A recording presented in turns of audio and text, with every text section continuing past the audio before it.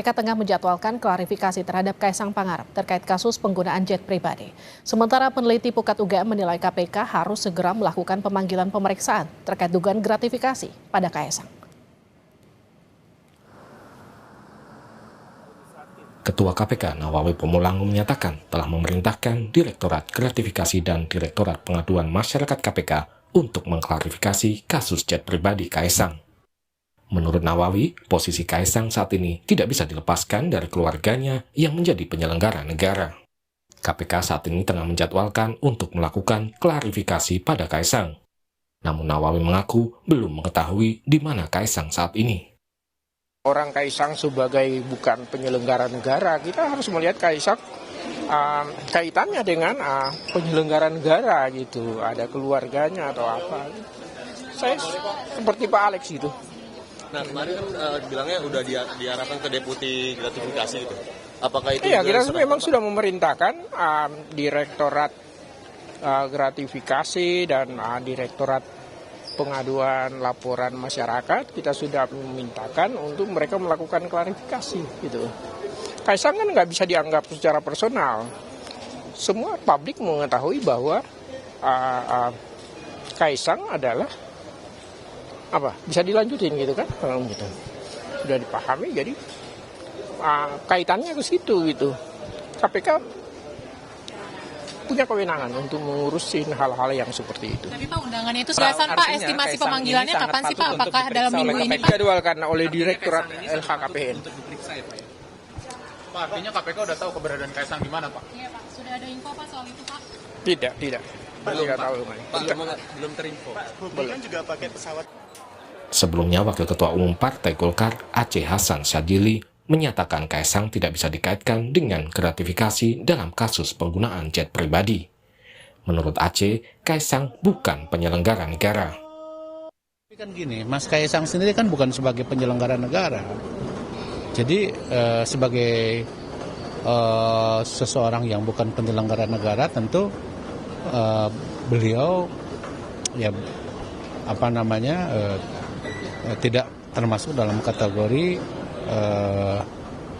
yang terikat dengan aturan atau soal penggunaan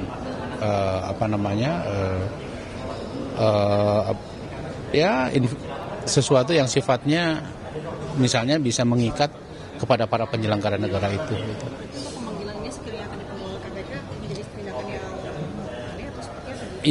Ya kita kembalikanlah kepada aturan yang berlaku ya. Sementara aktivis anti korupsi dari Pukat UGM, Zainur Rohman menyatakan KPK tidak perlu gamang dalam menangani dugaan gratifikasi di kasus jet pribadi Kaisang. Menurut Zainur, KPK seharusnya bisa cepat mengeluarkan surat panggilan pemeriksaan pada Kaisang sekaligus menyelidiki dugaan gratifikasi dalam kasus ini. Menurut saya yang harus dilakukan oleh KPK adalah segera secepatnya menyampaikan surat undangan kepada Kaisang untuk dilakukan pemeriksaan ya mengenai benar atau tidaknya dugaan gratifikasi yang diterima oleh Kaisang. Betul, Kaisang ini bukan merupakan penyelenggara negara, tetapi sekali lagi Kaisang ini adalah anak seorang penyelenggara negara, anak seorang presiden, sehingga KPK tidak boleh melewatkan begitu saja jawaban tentang Kaisang bukan penyelenggara negara tersebut. Kedua, KPK tentu dapat melakukan investigasi, ya, melakukan pengumpulan data-data, informasi, keterangan, alat-alat bukti ya mengenai perjalanan yang dilakukan oleh Kaisang menggunakan jet pribadi tersebut. Setelah kasus jet pribadi jadi sorotan, hingga saat ini Kaisang maupun Erina belum memberikan pernyataan.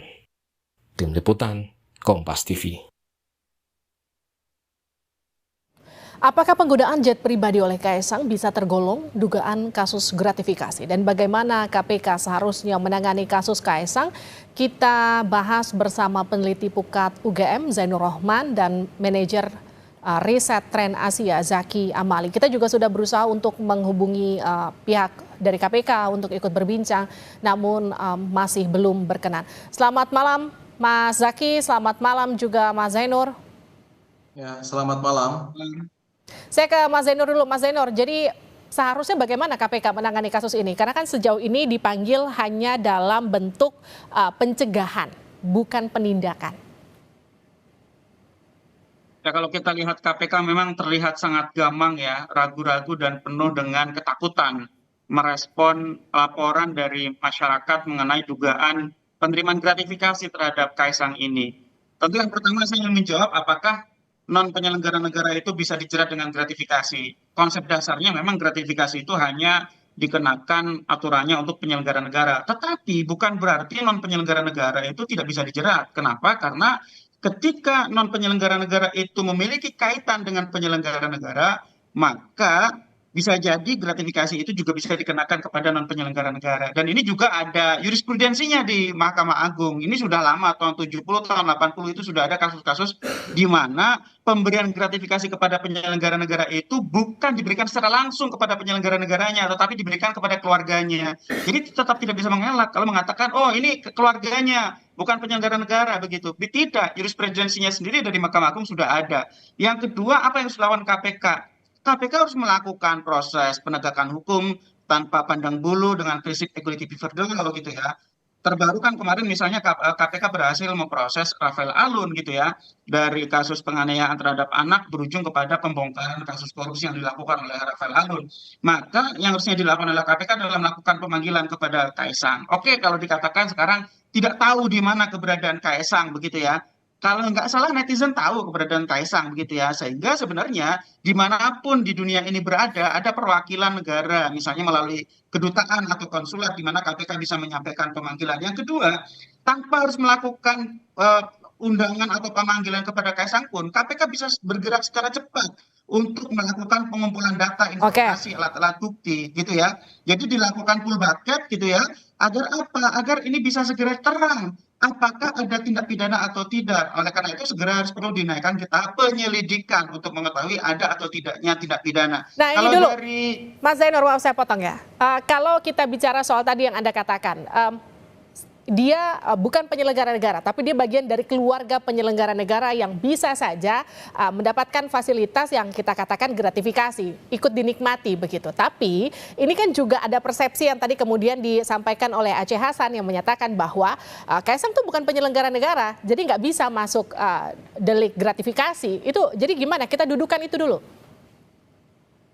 Kalau logika itu bisa diterima, pesta pora para penyelenggara negara, pemberian gratifikasi diberikan kepada keluarga mereka, tidak perlu atau pada para penyelenggara negara secara langsung dan akan bebas secara hukum, sehingga itu sudah terbantahkan dengan adanya jurisprudensi dari Mahkamah Agung. Ada banyak putusan di Mahkamah Agung yang menjelaskan penerimaan gratifikasi oleh keluarga penyelenggara negara gitu ya. Itu sudah merupakan hal yang umum di Mahkamah Agung, putusan-putusan yang menjerat keluarga dari penyelenggara negara. Jadi yang perlu diteliti oleh KPK adalah apakah penerimaan services ini, dugaan penerimaan fasilitas penggunaan pesawat ini gitu ya, itu terjadi karena posisi Kaisang sebagai anak penyelenggara negara atau tidak. Disitulah yang ingin didudukkan harusnya oleh KPK begitu ya. Kenapa? Karena gini, untuk mengukur gini Mbak, paling mudah. Kalau Kaisang bukan anak presiden, kira-kira tetap akan dipinjami jet itu atau tidak? Itu aja Mbak. Kalau tetap akan dipinjami, berarti itu bukan gratifikasi. Tetapi kalau orang biasa, Kaisang adalah orang biasa, bukan anak presiden, kemudian tidak akan dipinjami, maka itu jelas-jelas itu adalah gratifikasi. Oleh karena itu sekali lagi, gratifikasi itu bisa juga dijeratkan kepada non penyelenggara negara selama memiliki keterkaitan hubungan dengan penyelenggara negara, Mbak. Baik, saya ke Mas Zaky. Mas Zaky, jadi kalau dari tadi kita bicara soal pesawat jet, Anda katanya punya data soal pesawat jet Kaisang. Jadi sebetulnya apa yang bisa diungkap soal jet Kaisang itu, Mas Zaky? Oke, pertama saya mau singkat saja cerita bahwa jet ini dibeli di tahun 2021 oleh Garena Online Private Limited. Ini adalah anak perusahaan dari SEA ya, yang memiliki anak usaha di Indonesia yaitu Shopee salah satunya. Jadi saya memiliki data histori pesawat ini sejak tahun 2021, sejak pesawat ini dibeli dan berlalu lalang di Indonesia gitu. Jadi sejak dibeli tahun 2021, pesawat ini melakukan perjalanan di Indonesia ke berbagai tempat gitu, terutama ke Solo. Ke Solo itu sebanyak 5 kali. Itu di tahun 2021 berdasarkan data yang saya peroleh gitu. Nah, perjalanan berikutnya saya mendapatkan berbagai informasi di sosial media dan menggunakan berbagai metode. Saya mendapatkan banyak gambar dan video Kaisang ini menggunakan private jet. Ini itu tidak hanya sekali, ya, setidaknya 3 kali di tahun 2023, di tahun 2022, dan di tahun 2021. Jadi memang ini bukan peristiwa pertama Kaisang menggunakan private jet ini atau difasilitasi. Jadi menurut saya kalau kita lihat historinya ini punya ikatan yang kuat ya antara Kaisang dengan penggunaan jet ini. Begitu. Jadi punya siapa itu Mas Zaky dan kenapa kemudian Kaisang bisa menggunakan jet itu? Oke, kalau ditanya punya siapa, saya ingin mengatakan bahwa pada tahun 2022 jet ini didaftarkan ke Bank of Utah di Amerika Serikat, sehingga pemilik aslinya sejak tahun 2022 itu tidak diketahui. Oke. Tetapi di tahun 2021 ini jelas bahwa pembelinya itu adalah Garena Online, yaitu bagian dari SEA dan terafiliasi dengan Shopee.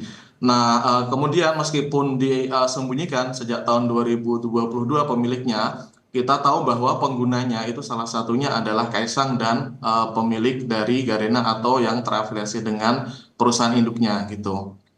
Jadi berapa biaya sewa jet itu? Memang gini pertanyaannya, ini bukan milik perorangan, ini milik perusahaan, tapi apakah ini disewakan atau ini memang pemberian fasilitas secara cuma-cuma? Jadi begini, kalau ingin melihat persewaan jet, kita harus tahu dulu apakah jet ini membuka kantor charter di Indonesia. Itu pertama-tama harus kita ketahui. Nah, sejauh yang saya tahu bahwa jet ini belum memiliki cabang atau belum memiliki usaha untuk menggunakan charter jet ini di Indonesia. Maka operasional jet ini masih dikendalikan oleh perusahaan. Nah, kalau ingin tahu tarifnya, maka sebetulnya ini adalah tarif yang berlaku secara umum, sewa per jam dan lain sebagainya. Dan sewa ini sebetulnya juga termasuk kalkulasi penggunaan bahan bakar gitu ya. Jadi kita harus tahu dulu tuh sebetulnya jet ini dioperasikan langsung secara langsung oleh perusahaan atau melalui pihak yang diamanahi atau mendapatkan tugas sebagai charter pesawat gitu. Nah, kita harus tahu kalau memang ini tidak dilakukan oleh perusahaan charter, maka sebetulnya pengguna ini adalah orang yang terfasilitasi secara langsung oleh perusahaan itu sendiri. Dan biasanya private jet di Indonesia itu dioperasikan oleh satu operator dan kemudian dijajakan atau dipasarkan oleh pihak yang lain, sehingga disinilah terjadi transaksi bisnis charter. Nah, Kaisang ini sendiri saya melihat saya belum menemukan operator pesawat ini di Indonesia. Barangkali ada yang sudah mengetahui, tetapi kalau kita belum menemukan artinya ini dioperasikan langsung oleh perusahaan sendiri. Entah perusahaan ini menyewa satu perusahaan untuk mengoperasikan pesawat, itu juga biasanya terjadi gitu. Jadi ini sangat kuat kaitannya antara pemilik pesawat ini yang diduga masih terafiliasi dengan Garena dan penggunanya Kaisang itu sendiri begitu. Oke, saya ke Mas Zainur. Mas Zainur, ini kan KPK akan manggil untuk klarifikasi. Kalau klarifikasi ini bentuknya akan seperti apa? Butuhkah kemudian kesaksian-kesaksian seperti yang tadi data-data Mas Zaky sampaikan? Ya, kalau undangannya bersifat klarifikasi kan berarti non pro justisia gitu ya, bukan untuk proses penindakan, artinya masih di ranah pencegahan, biasanya ada di Direktorat Gratifikasi gitu ya. Padahal menurut saya dengan data-data yang sudah sangat kuat seperti itu, seharusnya KPK juga double track. Silakan dari sisi pencegahan dilakukan klarifikasi, tetapi dari sisi penindakan menurut saya juga sudah harus dilakukan proses begitu ya. Tidak-tidaknya dilakukan full bucket pengumpulan bahan keterangan untuk menuju kepada penyelidikan gitu ya, untuk memastikan apakah ada atau tidak tindak pidana dalam dugaan penerimaan gratifikasi ini. Nah, kalau kita lihat keterangan-keterangan KPK yang bermacam-macam itu, saya melihat KPK sendiri sangat ketakutan. Bahkan kalau tadi kita dengarkan keterangan dari Ketua KPK untuk menyebut bahwa Kaisang anak presiden saja tidak berani begitu ya. Sehingga kalau dari tanda-tanda yang disampaikan oleh KPK itu, sepertinya KPK sejauh ini baru di tahap pencegahan. Jadi klarifikasi itu di Direktorat Gratifikasi, bukan proses penanganan perkara di penindakan, yaitu di Direktorat Penyelidikan, apalagi di Direktorat Penyidikan. Nah, ini tentu publik harus mendorong KPK agar KPK double track. Selain pencegahan silakan dilakukan upaya klarifikasi, tetapi dari sisi penindakan juga harus dilakukan full bucket untuk menuju kepada penyelidikan. Sekali lagi, yang perlu ditegaskan adalah apakah ada atau tidak tindak pidananya. Itu saja dulu begitu ya. Jadi kalau hanya sekadar klarifikasi, Mbak, itu tidak akan berujung kepada tindak pidana begitu. Sehingga menurut saya memang KPK ini sekali lagi agak berbeda treatmentnya dengan kasus-kasus yang lain. Terakhir misalnya di kasus Rafael Alun atau kasus Eko atau juga kasus-kasus yang lain, Mbak. Oke, jadi gini, kalau tadi kan Mas Zakir juga memberikan informasi soal ini bukan pertama kali digunakan oleh Kaisang. Apakah kemudian ini juga bisa jadi salah satu bahan yang dikonfirmasi oleh KPK? Betul, itu justru semakin menguatkan dugaan adanya penerimaan gratifikasi kalau ternyata pesawat tersebut sudah sering digunakan, kemudian juga sudah sangat familiar digunakan oleh Kaisang. Juga kan KPK bisa melakukan pengumpulan informasi. Apakah hanya Kaisang seorang dari keluarga tersebut yang memanfaatkan fasilitas jet tersebut, atau juga ternyata ada anggota keluarga yang lain. Itulah fungsinya KPK harus melakukan investigasi segera begitu ya. Silakan kalau nanti kesimpulannya ada atau tidak pidana tidak apa-apa. Yang penting KPK segera kumpulkan bahan dan keterangan untuk menuju kepada satu pertanyaan, yaitu apakah ada atau tidak pidana gitu ya. Nah, kemudian kan KPK perlu untuk mendalami apakah ini adalah sebuah transaksi sewa menyewa. Kalau ini transaksi sewa menyewa kan berarti harus menyewa kepada perusahaan aviasi. Padahal sepertinya sejauh yang diketahui oleh publik ini tidak dioperasikan oleh perusahaan aviasi yang bersifat charter begitu ya. Artinya ini bukan menyewa kepada perusahaan charter yang sudah publik ketahui seperti biasanya ketika publik melakukan charter. Sehingga kemudian harusnya KPK tidak perlu kemudian bersilat lidah ke sana kemari dan kemudian mengarahkan kepada aspek pencegahan, Mbak. Jadi justru dengan terungkapnya informasi bahwa pesawat ini sudah sering digunakan dan terlihat di Solo begitu ya, ini seharusnya menjadi bahan tambahan bagi KPK untuk segera mengumpulkan ini secara lengkap. Dan kita harusnya malu lah ya, misalnya sekarang sedang ada informasi Mbak, ex-presiden Korsel itu ditetapkan tersangka karena mencarikan kerja buat mantunya begitu ya. Nah, ini Presiden Indonesia seperti apa treatmentnya oleh KPK gitu ya. Kita dilihat oleh dunia apakah kita ini adalah negara hukum atau hukumnya buat mainan begitu. Jadi menurut saya equality before the law, siapapun di hadapan hukum itu sama, tidak ada yang lebih tinggi daripada hukum, Mbak. Oke, kalau tadi kan Anda katakan KPK ingin mengklarifikasi, ini juga pernyataan ini juga disampaikan oleh pimpinan KPK, tapi kan mereka juga mengklaim belum tahu di mana Kaisang itu berada. Ya, kalau kepada Kaisangnya oke lah, saya bisa paham itu. Tetapi kan full bucket, pengumpulan bahan keterangan itu tidak perlu menunggu Kaisang hadir di KPK atau diketahui keberadaannya di Solo atau di Jakarta gitu ya. Full bucket dan sekarang sudah bisa dilakukan oleh KPK dengan fungsi investigasinya di Direktorat Penyelidikan misalnya. Itu bisa mendatangi perusahaan di mana pesawat tersebut didaftarkan, pemilik sahamnya, dan seterusnya begitu ya. Bisa mendatangi operatornya, bisa mendatangi tempat-tempat di mana informasi keberadaan pesawat tersebut bisa diketahui, juga bisa mencari atau men-tracing keuangannya, Mbak, meminta bantuan PPATK, bagaimana untuk mengoperasionalkan pesawat tersebut. Apakah pesawat tersebut dibiayai secara langsung oleh siapa, begitu ya, sehingga semuanya bisa di-tracing, karena transaksi keuangan semua tercatat dengan bantuan dari PPATK. Seharusnya itu bisa dilakukan tanpa menunggu kehadiran Kaisang secara fisik di Indonesia. Pun sebenarnya secara hukum dimanapun seseorang berada itu kita punya perwakilan seperti tadi di awal saya sampaikan, itu bisa juga disampaikan melalui perwakilan tersebut, Mbak. Oke, gini Mas Zainur, kita breakdown satu-satu. Kalau tadi Anda katakan ada kemungkinan misalnya ini adalah penyewaan pesawat, apakah kemudian juga harus merunut kepada LHKPN yang dilaporkan Kaisang? Kalau LHKPN saya belum tahu ya, karena kan Kaisang ini bukan penyelenggara negara. Betul. Gitu ya. Artinya bagaimana men-tracing dari mana sumber dana jika memang ini penyewaan pesawat begitu? PPATK punya transaksi seluruh transaksi yang berada di Indonesia begitu ya. Apalagi ketika ada irregularity, ada transaksi yang tidak wajar begitu ya. Jadi kan ini belum tentu juga transaksi itu berasal dari Kaisang. Sehingga sebenarnya dengan bantuan PPATK, KPK itu bisa men-tracing siapa yang mengoperasikan pesawat ini, pembiayaannya dari mana, kan butuh beli aftur Mbak, butuh beli supply, butuh juga membayar pilot, membayar kru begitu ya, butuh juga bayar parkir di pelabuhan udara begitu ya, dan seterusnya. Itu kan semua membutuhkan biaya. Dengan bantuan PPATK, KPK bisa tahu semua itu. Nah, oleh karena itu sebenarnya tidak ada alasan bagi KPK dengan mengatakan belum tahu keberadaan Kaisang gitu ya. Sehingga KPK itu bisa memulai dari sekarang kerja-kerja pengumpulan bahan keterangan itu. Untuk tujuan apa? Untuk tujuan satu pertanyaan, apakah ada atau tidak unsur pidananya gitu ya. Kalau memang tidak ada unsur pidananya, tidak apa-apa juga, publik juga akan menerima. Tapi kalau ada unsur pidananya, tolong prinsip persamaan di depan hukum itu harus dijunjung tinggi. Nah, kalau tadi Anda katakan ada atau tidak unsur pidana, ini kan masih harus ditelusuri oleh KPK. Tapi yang jadi pertanyaan gini, kenapa kemudian tadi Anda katakan ini sudah harus masuk ke tahap penyelidikan, bukan penyidikan? Ya, justru tahap penyelidikan itu kan untuk memastikan ada atau tidaknya gitu ya. Kalau tahap penyidikan itu kan untuk menemukan tersangkanya. Jadi kita itu masih menggunakan presumption of innocence.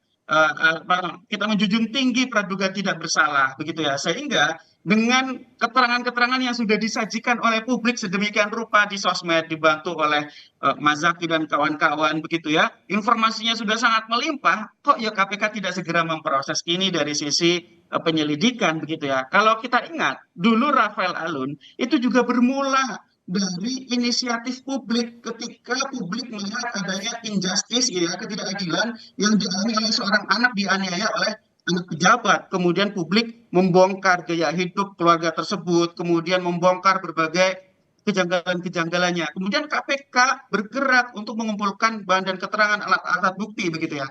Nah, sekarang publik sudah membantu penegak hukum yang menyajikan sedemikian banyak informasi, data, alat-alat bukti untuk membuat jelas ada atau tidak tindak pidana. Sekarang bola ada di KPK, silakan KPK proses itu gitu ya, untuk mencapai pada satu kesimpulan ada atau tidaknya tindak pidana gitu ya. Jadi kita juga menjunjung tinggi presumption of innocence gitu ya. Kita tidak menuduh bahwa Kaisang ini korupsi, tidak. Tetapi ini tugas bagi KPK untuk memperjelas. Justru di lain sisi juga ini juga untuk melindungi nama baik Kaisang juga, Mbak. Kalau memang tidak menerima gratifikasi ya, kemudian nama baiknya juga harus dipulihkan begitu. Tapi kalau memang menerima gratifikasi harus diproses secara pidana, begitu. Oke, saya ke Mas Zaky. Mas Zaky, tadi kan Anda katakan ada beberapa perjalanan yang digunakan oleh jet pribadi ini ke kota Solo. Kalau katakan lagi nih, Kaisang salah satunya domisilinya itu di Solo. Tapi kan kita tidak bisa mengonfirmasi pesawat itu betulkah ke Solo membawa Kaisang atau bukan begitu. Jadi bagaimana kemudian nanti ini bisa dilakukan terhadap tadi penelusuran Anda? Oke, baik. Jadi memang data yang tersedia di publik itu tidak bisa mengetahui siapa penumpangnya, karena itu juga bagian dari privasi kan. Tetapi dengan adanya metode-metode yang sekarang dikembangkan oleh berbagai pihak, kita bisa melakukan namanya triangulasi data. Gitu. Saya terus terang juga menggunakan metode ini di mana saya mencocokkan beberapa video, beberapa foto keberadaan Kaisang menggunakan pesawat ini gitu. Dan saya katakan tadi ada 3 video memang peristiwanya itu sangat jelas ya, itu sangat jelas Kaisang menaiki pesawat dan ini menunjukkan bahwa keterkaitan yang sangat kuat. Dan memang dalam konteks ini data-data penerbangan flight history ini memang hanya menunjukkan kedatangan pesawat ke bandara. Nah, siapapun penumpangnya kita tidak tahu, tetapi dengan metode salah satunya tadi saya sebutkan itu bisa kita ketahui dengan jelas. Jadi memang ini adalah cara-cara terbaru untuk membuktikan bahwa untuk mencari bukti kita harus kreatif gitu. Termasuk KPK sendiri juga perlu kreatif gitu. Tidak bisa selalu menggunakan cara-cara yang konvensional. Maka cara-cara inilah yang sebetulnya bisa digunakan sebagai satu terobosan. Baik, terima kasih sudah bergabung bersama kami Mas Zaky, Mas Zainur di Sapa Indonesia Malam. Sehat-sehat selalu. Kita nantikan nanti seperti apa respon selanjutnya dari KPK dan juga tindakan selanjutnya dari KPK terkait dengan ini.